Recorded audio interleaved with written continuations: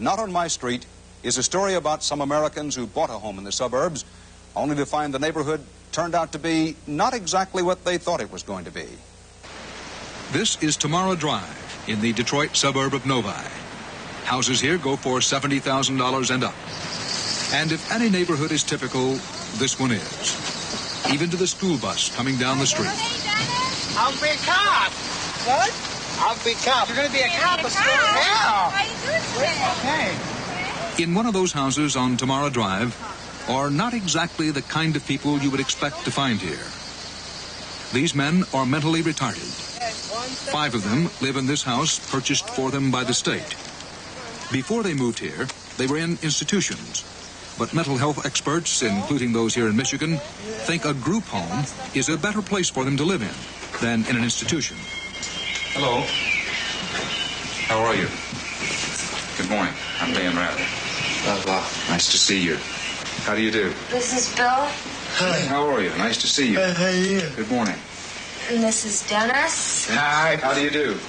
Okay. How are you this morning? Okay. Good. The house is staffed 24 hours a day, mostly by young people working staggered shifts. Here, you want to hear the headphones? Okay, here. Okay, now can you hear me there with the headphones? Yeah. You see how it works? That's where he's supposed to... Careful now, it might bang your ears a little. Can you count for us? 1, 1, 2, 3.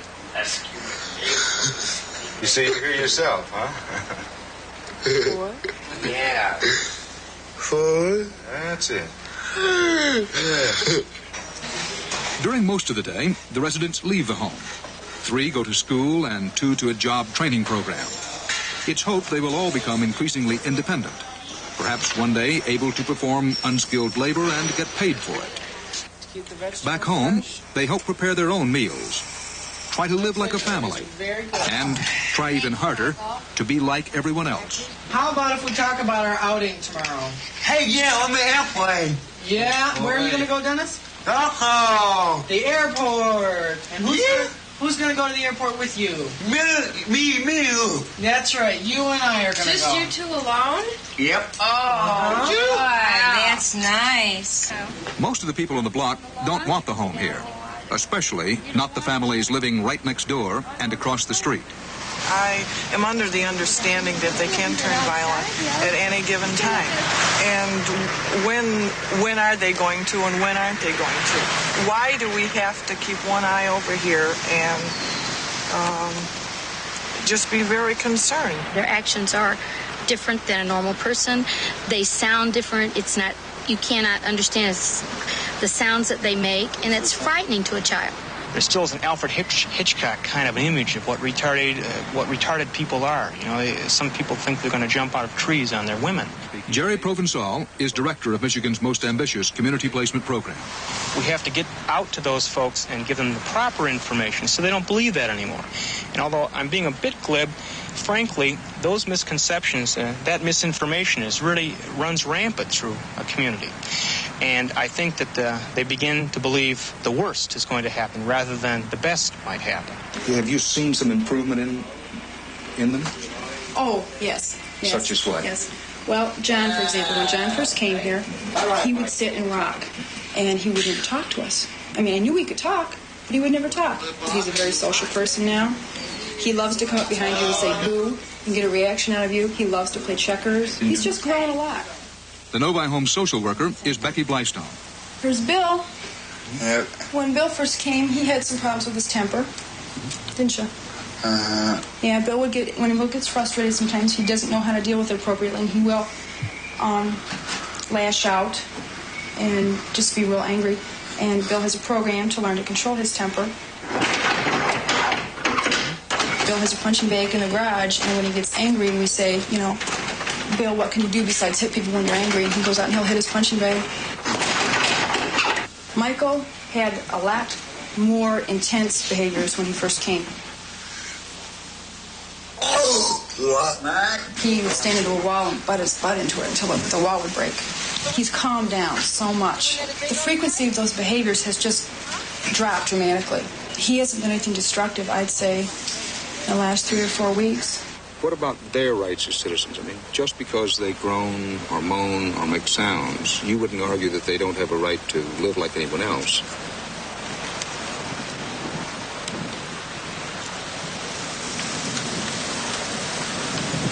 They're not like anyone else. And normal families in a normal situation would have maybe 1 or 2 of these type of people. But 5 or 6, it's no longer a normal circumstance. Would you call that prejudice? I don't want to be. I don't feel I am, but maybe other people would say I probably am, but I don't want to be, and I try not to be. These neighbors helped instigate a state inquiry of the home. The investigator reported no physical threats by residents against neighbors, but did report that one resident sometimes yelled from the window at passers-by, and that Michael had assaulted staff members on 10 occasions in less than a month. The neighbors' resistance, based on concerns both real and imagined, is making it difficult to achieve the basic goals of community placement. We've been told by some of the neighbors that if our clients step foot on their property, that they will be arrested. Home manager Mike Lundy. Our clients have been kind of restricted to staying just in the backyard. It's really a shame because they can't be considered independent if they have to be watched 24 hours a day. Not, in a constant situation like this where they have to be, touched and held and talked to. They need to be independent. That's the whole basis of our group home. There are about 62,000 mentally retarded people living in group homes in the United States. The homes cost taxpayers about the same as institutions. Supporters of group homes emphasize that mental retardation is not the same as mental illness, that mentally retarded people may look frightening at first, but in fact pose no greater threat of violence than anyone else. Sympathizers also claim that group homes are accepted by communities, if not right away, probably after a half year or so. Opponents dispute this, alleging that many mentally retarded people are also mentally ill, and that some group homes are never fully accepted. But there is no dispute that the old-style institutions do not work. As this film made in a Montana institution reveals, many were snake pits. Some remain hideous. Even under the best of circumstances, and that's rare, patients do not get better and often get worse. That is why judges are trying to close the worst of them. No one can grow and develop in an institution. You can only deteriorate. They cannot get better. Jenny Roby's son was in a Michigan institution. Was he ever physically abused? Oh, yes. I had strapped. I'd come, his eyes were blackened. What happened? He fell down. Nonsense. Mrs. Roby, is there a clear difference in the way your son acted in institutions and his current behavior? Oh, it's a dramatic change. It's a dramatic change. My son, at the age of 24, entered a school bus for the first time. And he went for the first time in his life to a real school with qualified staff, with professionals who sat around at a table and said, now how am I going to make a program that's going to help Mark Roby? He has access to resources. You see, that's the whole key to community placement. He's got access to all the talent, the physical resources, the human resources that were always cut off to him. He is being treated like a person of value, like a person of worth, and he's responding to that. But some communities respond to group homes with violence. Some homes have been shot at, others burned down. This is Gibraltar, Michigan, about an hour's drive from where the 5 men are living in Novi.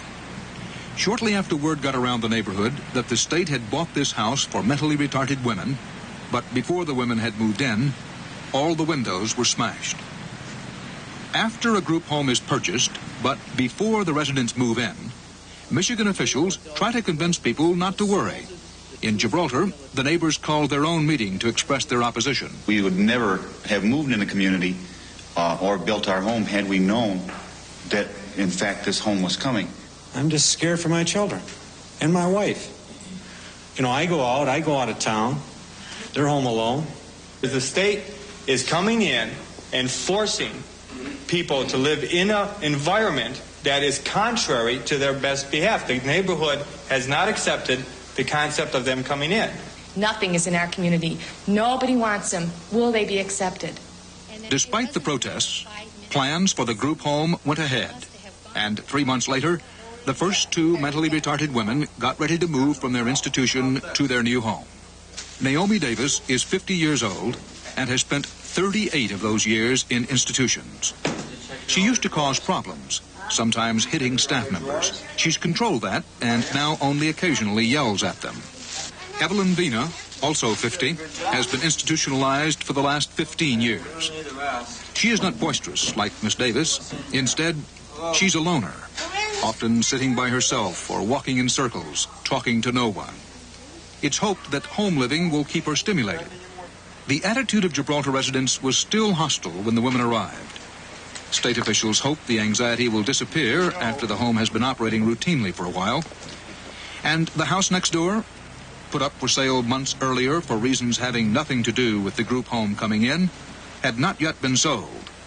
The owners blame the group home for scaring off buyers. If I were to duplicate or replicate my house in another area without a foster care facility next door, my question is, which of those 2 homes would someone buy, that home or my home? I suspect that there's a good percentage of ready, willing, and able buyers out there who will pick the other home. Studies conclude that group homes do not devalue neighborhood property values unless neighbors panic. Maybe the Detroit recession is scaring off buyers. Or maybe the studies are wrong. Or maybe the neighbors have panicked. What do you make of those decent, hard-working, tax-paying people who say, I have nothing against mentally retarded people, but not on my block? We had the same kind of mentality that was expressed and upheld for a long time when in neighborhoods where Jews were disallowed, and where blacks were disallowed, and where Italians were disallowed. Yes, there's a tranquility, I suppose, in a neighborhood where you can select who your neighbor is, or at least select who it will not be. However, I don't know that we really have a right to that kind of choice and that kind of discrimination. How do you feel about this question? That as one goes through life, one doesn't always get the ideal neighbors. That sometimes you have a young man who lives next door who has a motorcycle, who plays rock music loudly. Now, I'm sure that doesn't happen in this neighborhood. Yes, it does. But it happens in many neighborhoods. We accept that. That's, do I say normal? Go ahead. That's something you can expect in any neighborhood. But in this situation, we can never expect that to go away. These people will never grow up. Therefore, that condition will always be there. In a normal neighborhood where you have a bad neighbor move in, you can always look forward to them moving away. We can't.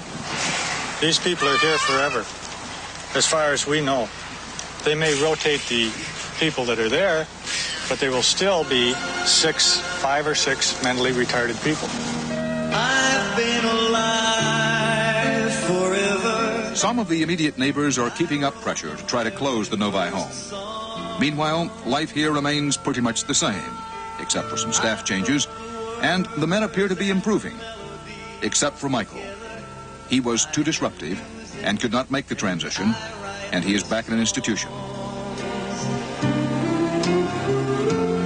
write the songs that make the whole world sing. I write the songs of love and special things. I write the songs that make the young girls cry. I write the songs, I write the songs. Since we filmed that story, Dennis, the young man who wanted to be a cop and was excited about his visit to an airport, was also sent back to an institution. He reported he was becoming too nervous and high-strung. Authorities say the cases of Dennis and Michael are not typical. Had there not been hostility and tension in the neighborhood, both men, they say, would probably have made it.